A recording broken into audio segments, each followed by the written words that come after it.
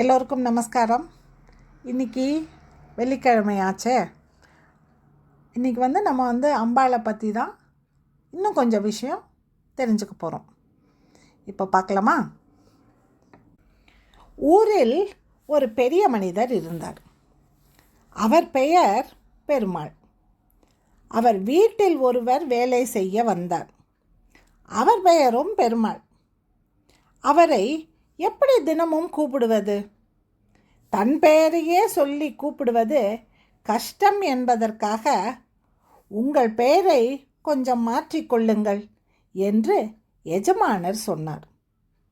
மாட்டேன், இது என் அப்பா வைத்த பெயர், இதை மாற்றிக்கொள்ள முடியாது என்று வேலைக்கு வந்தவரோ மறுத்தார். இல்லை, உங்களை நான் வேலைக்கு வைத்து கொள்ள வேண்டுமானால் பெயரை மாற்றிக்கொண்டால்தான் முடியும். எவ்வளவு செலவானாலும் பரவாயில்லை. நீங்கள் ஊருக்கு போய் அப்பா அம்மாவிடம் சொல்லிவிட்டு வேறு ஏதாவது பெயர் வைத்து கொண்டு திரும்பி வாருங்கள். அதற்கான செலவை நான் கொடுத்து விடுகிறேன். இந்த பெருமாள் என்ற பெயர் மட்டும் வேண்டாமே என்றார் எஜமானர். வேலைக்கு வந்தவர் புறப்பட்டு போய் 4 நாட்கள் கழித்து திரும்பி வந்தார். வந்ததுமே, பெயரை மாற்றிக்கொண்டீர்களா? என்ன பெயர் என்று கேட்டதும் அவர் சொன்ன பதில் என்ன தெரியுமா? பெத்த பெருமாள். இது மகா சுவாமிகள் சொல்கிற கதை. பெயர் குழப்பத்தால் ஏதாவது ஏடாகுடமாக நடந்துவிடக்கூடாது என்பதற்காக அம்பாள் 5வதாக இருந்தவரை கூப்பிட்டு, நீங்கள் எந்த பெயரை வேண்டுமானாலும் வைத்துக்கொள்ளுங்கள், ஒன்றை தவிர என்றாளாம். சிவம் என்னும் பெயர் நிர்குண பிரம்மத்தை குறிப்பதால், அது காமேஸ்வரியின் பிரீத்தமான காமேஸ்வரனை குறிப்பதால் அதை மட்டும் தவிர்க்கும்படி கூறினாள். ஏற்கனவே அந்த 5வருள் ஒருவர் மகேஸ்வரன் என்று தன் பெயரை வைத்து கொண்டு விட்டார். அது சிவனுடைய சர்வ வியாப தன்மையை குறிப்பது போல ஆகிவிட்டது. ஆகவே அதை போலவே ஆகவிடாமல் வேறு பெயர் வைத்து கொள்ளும்படி சொன்னாலாம். கேட்டுக்கொண்ட அந்த 5வது மூர்த்தி, என் பெயர் சிவமல்ல என்றாராம். அப்படியானால் உங்கள் பெயர் என்ன?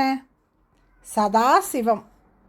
பெருமாள் என்று பெயர் வேண்டாம் என்று சொல்லப்போக எப்படி ஒரு பெத்த பெருமாள் ஏற்பட்டாரோ அதை போலத்தான் இந்த சதாசிவம்.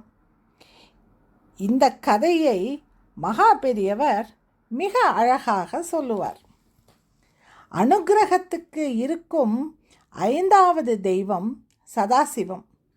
இந்த 5ம் உலக கிரமத்தின் பொறுப்புகள். இவை அவரவரிடம் ஒப்படைக்கப்பட்ட நிலையில் அம்பாள் எங்கே உட்கார்ந்திருக்கின்றாள் என்றால் அனுக்கிரகத்துக்கும் மேலுள்ள நிலையில் அமர்ந்திருக்கின்றாள். ஒரு சிம்மாசனத்தில் அம்பிகை அமர்ந்திருக்கின்றாள். அந்த சிம்மாசனத்தில் ஒரு பீடம் இருக்கும். பீடத்திற்கு 4 கால்கள் இருக்கும். அந்த 4 கால்களாக இருப்பவர்கள் யார் யார்?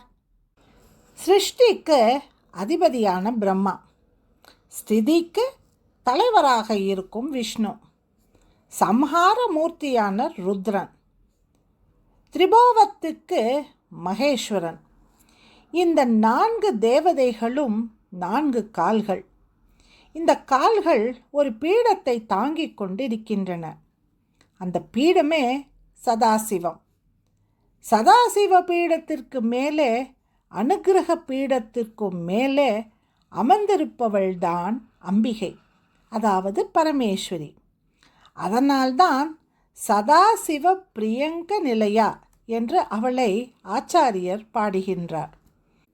இவ்வாறு 5 பேரும் கால்களாகவும் தட்டாகவும் இருக்க, அந்த பீடத்தில் ஸ்திரமாக அமர்ந்திருப்பவள் என்பதை தான் பஞ்ச பிரம்மாஸ்தன ஸ்திதா என்னும் திருநாமம் குறிக்கிறது. பஞ்ச பிரம்மாசனம் என்றால் என்ன? பஞ்ச பிரேதங்கள் என்றால் என்ன? அம்பாள் தனது சக்தியை பிரயோகிக்கும் போது சிருஷ்டியை ஒட்டிய 5 காரியங்கள் நடக்கின்றன. அப்பொழுது பஞ்ச பிரம்மாசனம் என்று பெயர். அவ்வாறு பிரயோகிக்காமல் இருக்கும்போது பஞ்ச பிரேதங்கள் ஆகும். எங்கே, எந்த மாதிரியான இடத்தில் அம்பாள் இருக்கின்றாள்? சிந்தாமணி கிரகத்தில் இருக்கின்றாள். சிந்தாமணி கிரகத்தில் இருப்பவள் ஸ்ரீமன் நகரத்தில் இருப்பாள். ஸ்ரீபுரத்தில் இருப்பவள் அம்பாள். ஸ்ரீபுரம் எங்கே இருக்கிறது? மேரு என்னும் அடையாள அமைப்பின் மத்தியில் இருக்கின்றது.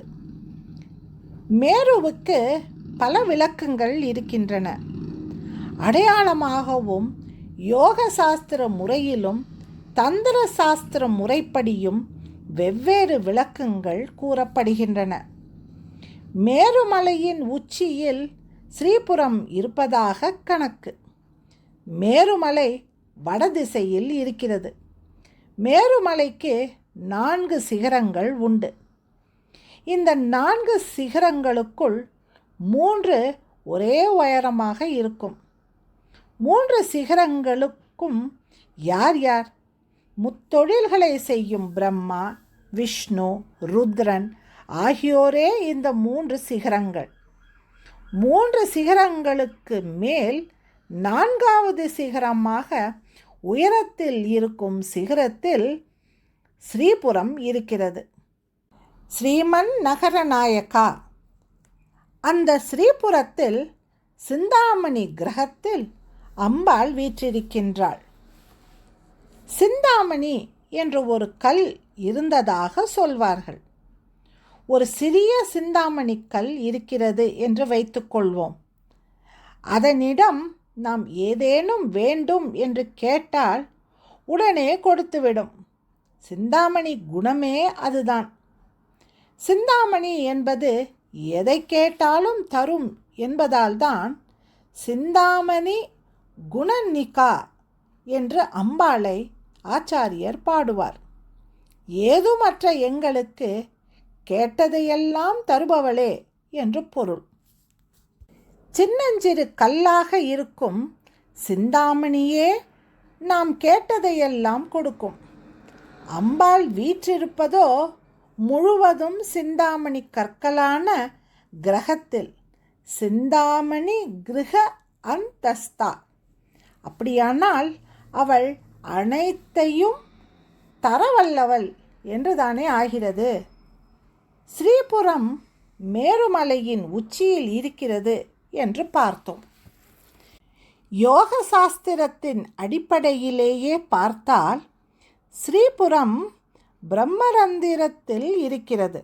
அதாவது நமது மனோநிலையில் இருப்பது.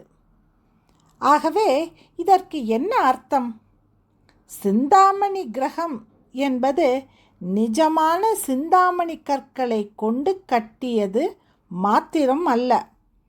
சிந்தாமணி கிரகத்தில் இருக்கின்றாள் என்றால் தன்னுடைய குழந்தைகள் எதையெல்லாம் கேட்கின்றார்களோ அதையெல்லாம் தருவதற்காக இருப்பவள் என்றொரு பொருள்.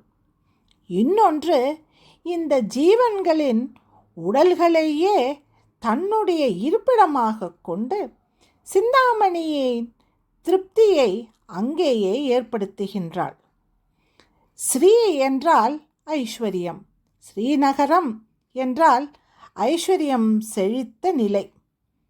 அம்பாளுக்கு மிகவும் பிடித்தது கதம்பவனம்.